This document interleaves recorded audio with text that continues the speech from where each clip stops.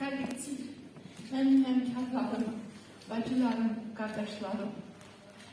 Mən, görürsünüz necə həkamıydım.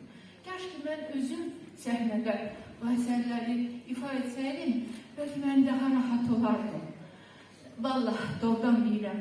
Çünki bir gənc, istedadlı ifaçı, vokalçı yetiştirmək, inanın, nə qədər biz pedagoglardan böyük əziyyət tələb edir, zaman tələb edir, can tələb edir, nəfəs tələb edir.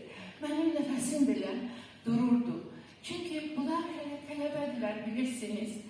Onlar yeni addımlar atırlar səhnədən. Və mən güman edirəm ki, bu uşaqların gələcəyi böyük olacaq. İnşallah. İnşallah. İnşallah, inşallah.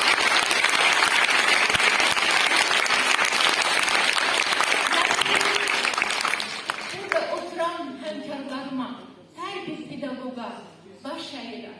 Başda əlbəttə ki, Fidan xanım.